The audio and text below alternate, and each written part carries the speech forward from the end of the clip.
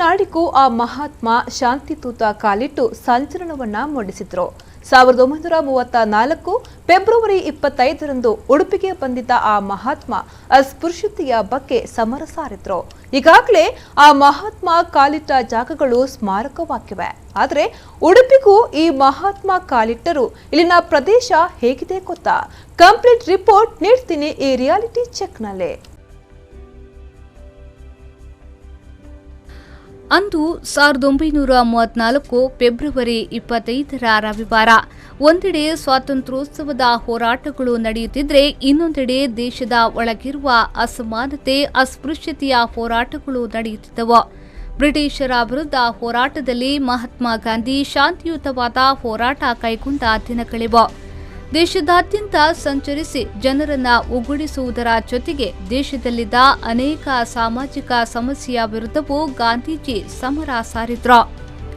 ಇಂತಹ ಒಂದು ಸಾಮಾಜಿಕ ಹೋರಾಟದ ಅಂಗವಾಗಿ ಮಹಾತ್ಮ ಗಾಂಧಿ ಉಡುಪಿಗೂ ಬಂದಿದ್ರು. ಸಾರ್ವಜನಿಕ ಸಭೆಯನ್ನ ಉದ್ದೇಶಿಸಿ ಮಾತನಾಡಿದ್ರು. 1934ರ ಪ್ರವಾಸವನ್ನ ಗಾಂಧೀಜಿ ಹರಿಜನ ಪ್ರವಾಸ ಅಂತ ಕರೆದುಕೊಂಡಿದ್ರು. ಅಸ್ಪೃಶ್ಯತಾ ನಿವಾರಣೆ, ದಲಿತ ಕೇರಿಗಳಿಗೆ ಭೇಟಿ, ಜೊತೆಗೆ ಬಿಹಾರದಲ್ಲಿ ಸಂಭವಿಸಿದ ಭಾರೀ ಭೂಕಂಪದ ಸಂತ್ರಸ್ತರಿಗೆ ನೆರವಾಗಲು ಸಂತ್ರಸ್ತ ನಿಧಿ ಸಂಗ್ರಹವನ್ನ ಮಾಡುತ್ತಿದ್ರು. 1934 ಫೆಬ್ರವರಿ 25ರಂದು ಸುಮಾರು 3:30ಕ್ಕೆ ಉಡುಪಿಗೆ ಬಂದಿದ್ದ ಗಾಂಧೀಜಿ ಶ್ರೀನಿವಾಸ್ ಪೈ ಅವರ ಖಾದಿ ಭಂಡಾರ ಉದ್ಘಾಟಿಸಿದ್ರು. ಅಜ್ಜರಕಾಡುವಿನ ರೇಡಿಯೋ ಟವರ್ ಬಳಿ ಸಾರ್ವಜನಿಕ ಸಭೆ ಉದ್ದೇಶಿಸಿ ಮಾತನಾಡಿ ಅಸ್ಪೃಶ್ಯತಾ ನಿವಾರಣೆ, ಪಾನ ನಿರೋಧಕ್ಕೆ ಕರೆಯನ್ನ ನೀಡಿದ್ರು.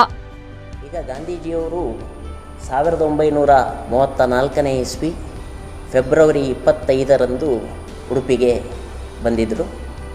ಅದು ಉಡುಪಿಯ ಮಟ್ಟಿಗೆ ಹಾಗೂ ಈ ಭಾಗದ ಜನರಿಗೆ ಅತ್ಯಂತ ಐತಿಹಾಸಿಕ ಹಾಗೂ ಸಂಭ್ರಮದ ದಿನವಾಗಿತ್ತು.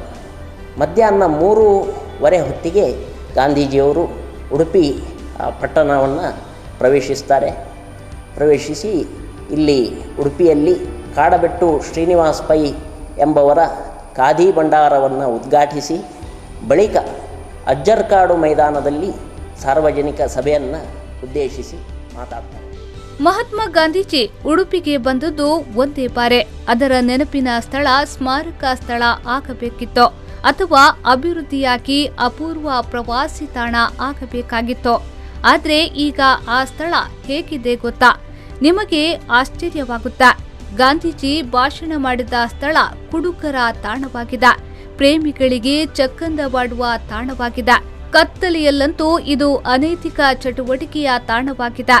ಇಲ್ಲಿ ಯಾರು ಬರ್ತಾರೆ ಹೋಗ್ತಾರೆ ಎಂಬುದೇ ಗೊತ್ತಿಲ್ಲ. ಆದ್ರೆ ಒಂದಾನೊಂದು ಕಾಲದಲ್ಲಿ ಗಾಂಧೀಜಿ ಭಾಷಣ ಮಾಡಿರುವ ಸ್ಥಳ ಎಂಬುದೇ ಇಂದಿನ ಯುವ ಜನತೆಗೆ ಗೊತ್ತಿಲ್ಲ. ಅದನ್ನ ತಿಳಿಸುವ ಕಾರ್ಯವೂ ಇಲ್ಲಿ ನಡೆದಿಲ್ಲ. ಎಲ್ಲವೂ ಆಡಳಿತ ವೈಫಲ್ಯಗಳನ್ನ ಎತ್ತಿ ಹಿಡಿಯುತ್ತಿವೆ. ಗಾಂಧೀಜಿಯವರು ಭೇಟಿ ನೀಡಿದಂತಹ ಒಂದೇ ಒಂದು ಸ್ಥಳ ಅದು ಇದು. ಆದರೆ ಇವತ್ತೇನಾಗಿದೆ ಕೇಳಿದರೆ ನಮ್ಮ ಯುವ ಜನತೆಗೆ ಅದು ಗೊತ್ತಾಗಬೇಕಾಗಿದೆ. ಇಲ್ಲಿ ಗಾಂಧೀಜಿಯವರು ಬಂದರು, ಇಲ್ಲಿ ಇದ್ದರು, ಇಲ್ಲಿ ಒಂದಿಷ್ಟು ಹಾಗೆ ಇಲ್ಲಿ ಏನಾಗಿದೆ ಅಂತ ಹೇಳಿದರೆ ಇವತ್ತು ಸ್ಮಾರಕ ಆಗಬೇಕಾದದ್ದು ಇವತ್ತು ಮಾರಕ ಆಗಿದೆ. ಇಲ್ಲಿ ಮಾದಕ ವ್ಯಸನ ಇದು ಇರ್ಬೋದು, ಮತ್ತು ಡ್ರಿಂಕ್ಸ್ ಮಾಡಿ ಅಲ್ಲಲ್ಲೇ ಬಿದ್ದಿರುವಂಥದ್ದು ನಾವು ಕಾಣ್ಬೋದು. ಅದಷ್ಟೇ ಅಲ್ಲ, ಯುವ ಪ್ರೇಮಿಗಳು ಅಲ್ಲಲ್ಲಿ ನಿಂತು ಕೊಡೆ ಹಿಡ್ಕೊಂಡು ನಿಂತು ಒಂದಿಷ್ಟು ನಾವು ನೋಡ್ಬೋದು. ಆದರೆ ನಮ್ಮ ಜನತೆಗೆ ಇನ್ನೂ ಬದಲಾಗಬೇಕು. ಈ ಗಾಂಧಿ ಸ್ಮಾರಕ ಎನ್ನುವುದೇನಿದೆ ಅದಿನ್ನೂ ಬದಲಾಗಿ ಒಂದಿಷ್ಟು ಹಸಿರು ಸ್ಮಾರಕ ಆಗಬೇಕು ಅಂತ ನಾನು. ಅಜ್ಜರಕಾಡುವಿಗೆ ಗಾಂಧೀಜಿ ಬಂದಿದ್ರು ಎಂಬುದಕ್ಕೆ ಒಂದು ಪುತ್ಥಳಿಯನ್ನ ನಿರ್ಮಿಸಲಾಗಿದೆ. ಆದ್ರೆ ಅದು ಗಾಂಧೀಜಿ ಬಂದು ಹೋದ ಸ್ಥಳ ಎಂಬುದೇ ಯಾರಿಗೂ ಗೊತ್ತಿಲ್ಲ. ಹತ್ತಿರದಲ್ಲೇ ರೇಡಿಯೋ ಟವರ್ ಇದೆ. ಆ ಪ್ರದೇಶವಂತೂ ಕುಡುಕರು ಮಲಗುವ ತಾಣವಾಗಿದೆ, ಯುವಕರ ಮೋಜು ಮಸ್ತಿನ ನೆಚ್ಚಿನ ತಾಣವಾಗಿದೆ. ಕೆಲವೊಂದು ಕಡೆಗಳಲ್ಲಿ ಗಾಂಧೀಜಿ ಬಂದು ಹೋದ ಸ್ಥಳಗಳನ್ನ ಸಂರಕ್ಷಿಸಿ ಅಭಿವೃದ್ಧಿಪಡಿಸಲಾಗಿದೆ. ಆದರೆ ಅವಕಾಶ ಇದ್ರೂ ಅಜ್ಜರಕಾಡಿನ ಈ ಸ್ಥಳವನ್ನ ನಿರ್ಲಕ್ಷಿಸಲಾಗಿದೆ.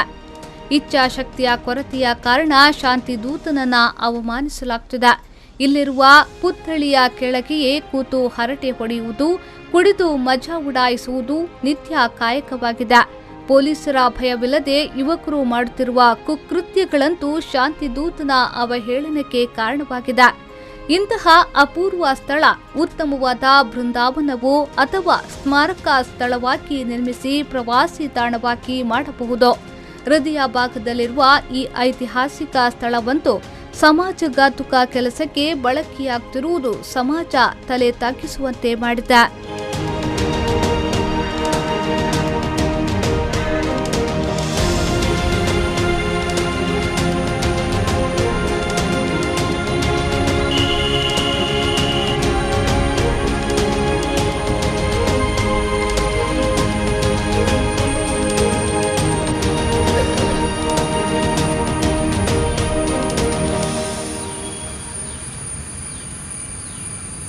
ನಾವು 72ನೆಯ ಸ್ವಾತಂತ್ರ್ಯೋತ್ಸವದ ಸಂಭ್ರಮದಲ್ಲಿದ್ದೇವೆ.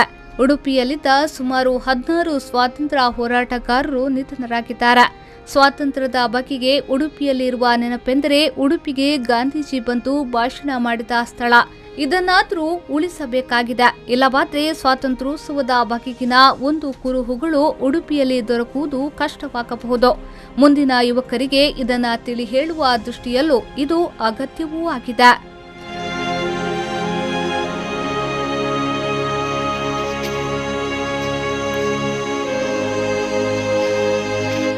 ಪಲ್ಲವಿ ಸಂತೋಷ್, ವಿ4 ನ್ಯೂಸ್ 24/7 ಉಡುಪಿ.